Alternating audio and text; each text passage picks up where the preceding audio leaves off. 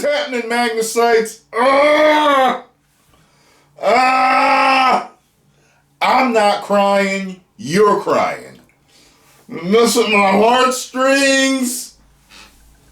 My heart. Oh, this episode. I know y'all were looking for me to do last week's episode. Last week's episode, I was doing a bunch of things, and I just wasn't inspired to review it. Although I really did love the fact that Grogu got the suit, got the android, he got the riding. It reminded me of Krang. If any of you are fans of the old Teenage Mutant Ninja Turtle series from the 90s or late 80s or whatever it was, I think it was 90s. He reminded me of Krang being in there, controlling the suit. Oh, no, or yes, you know what I mean? So anyway, this episode leaves off where the last one did. And they're on Mandalore trying to retake their home. Din Djarin got caught, and Moff Gideon is back. We finally find out, well, first of all, he's being escorted away, and I didn't know they were going to let him do this. I figured he would come in later at some point, but he's fighting the stormtroopers or whatever troopers are escorting him away. He got the drop on him a little bit while they were escorting him away, fighting. It was a badass fight, too. It was a pretty good fight with the flamethrowers and everything. And they almost got him. And Grogu came in. No. And I think he might have grabbed their blaster or something like that. So he's trying to get Moff Gideon. We got to end this. He tells Grogu, I need you to be brave. He tells them what they need to do. And I'm just like, oh my God. I'm like, well, first of all, he shouldn't be there with you. She should send him away or something. But Grogu's the most popular character in the series besides Din. So, of course, he needs to come along. And he's a little Jedi. So he can handle himself, but he can't handle himself. He's still a baby. He can't even talk. But, so I'm just like, so then you're like all concerned. The whole episode, you're concerned for Grogu the whole time. So,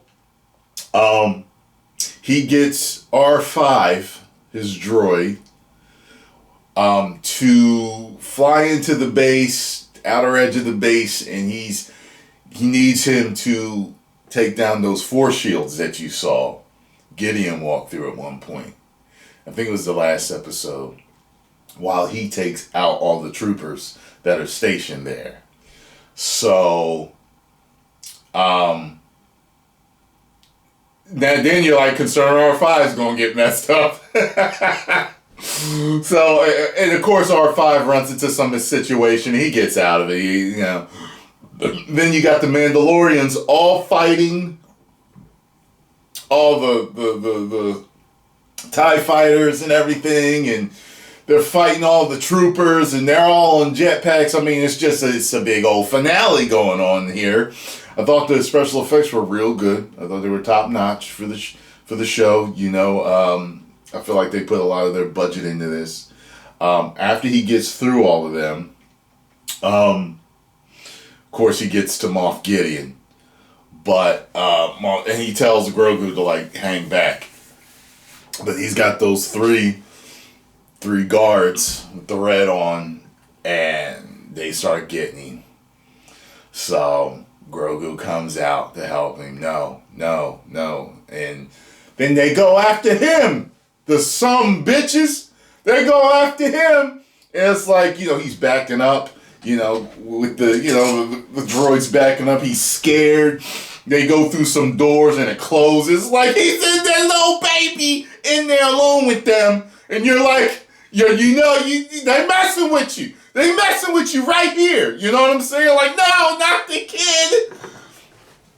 So, as a fan and a person that watches movies and shows, it's like, okay, kid's probably going to be okay, but still he's in danger. You never know what they're going to do. Is he going to get hurt? So he's in there trying to like he doesn't stand a chance against them. They cut off the droid's arm, and droid falls, and he jumps out of it. So he's he's jumping on the lighting fixtures or whatever in the room, and they're all trying to get him. Meanwhile, Din's out here fighting Moff Gideon and losing. And then who comes in to save the day with the black saber? Bo-Katan. And then she ain't doing nothing with him neither. You think, oh, the Force is female! You figure she's gonna dominate him, but they didn't have her do that, right? So, the kid, they cut the flight fixture down. He falls on top of him. Din gets in there. And he starts roughing them up, but he needs help from Grogu. So Grogu's force pushing people and force moving weapons so that they can't hurt him or him. You know what I'm saying? So they finally get them and take them out. And let me see what Moff. Hold on. So their ship was being attacked. The ship that they all came in on was being attacked by the TIE fighters and everything. And all the Mandalorians, jumped ship or out on their jetpacks. But they left one dude there. The Hispanic looking dude. Remember that I think the one that she had to fight with or something like that. Anyway, the ship's coming down. He's bringing it right toward the base. And they need to get the hell out of there because the three of them are in there fighting Moff Gideon.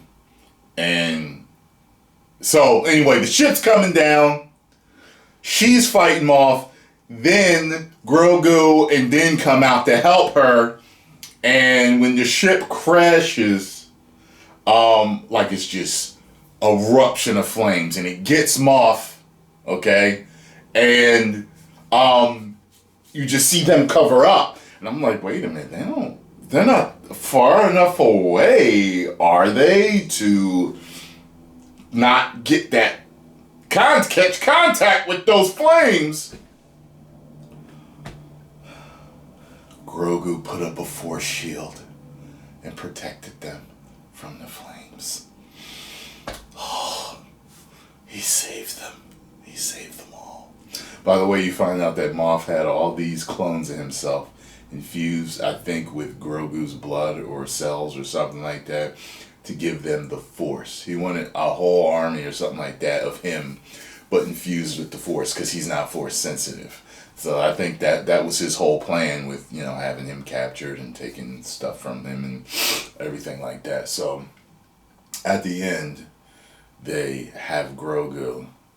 They have this one kid taking the oath to be a Mandalorian, and he wants Grogu. He brings in Grogu to take the oath, and he said he cannot speak. So basically, he can't take the oath. And he said, couldn't his parents? She said, yes, but they're far away from here if they're even alive. He said, then I'll adopt them. And I was like, oh, God, no, stop! Stop! My heart straight, stop doing this to me! Ah! I was almost as messed up as when he took his helmet off for him. And then, I was just like, man, stop doing this to me! So he makes him his apprentice. And, so he's his dad now. So his name is Din Grogu.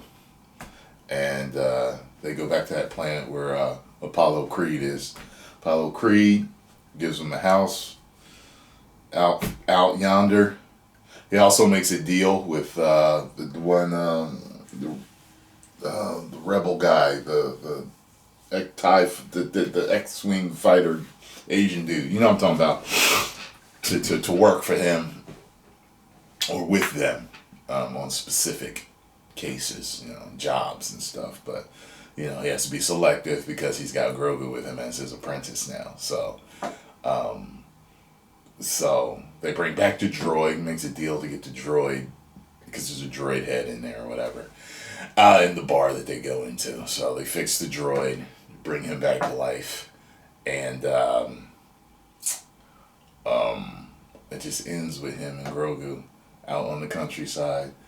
He's sitting in his chair watching him play with the Force and a frog. And he drops the frog. And it just zeroes in on them too. Grogu and him sitting in the chair. I was like, ah! I ain't got no kids and it's killing me like this, man. So, you know what? I'm gonna give this episode a 4 out of 5. Woos! I thought they ended it pretty well considering they were going down the fucking sewer with some of this series, with this particular season. But overall, I'm happy with how they ended it as a fan. So keep it going. Next episode, nothing but different jobs with them two, and Grogu getting better. I'm going to assume Grogu will start to speak in the next season. That's what I'm going to assume. We'll see. You know what I mean? But didn't it kill you when he saved him? And he was like, no. And he was okay. And he was like, ah. I was like, ah, God, stop. Post comments down below. Let me know what y'all thought. If you enjoyed my review, make sure you hit the like button, subscribe, and share. 10 million subscribers. Woo!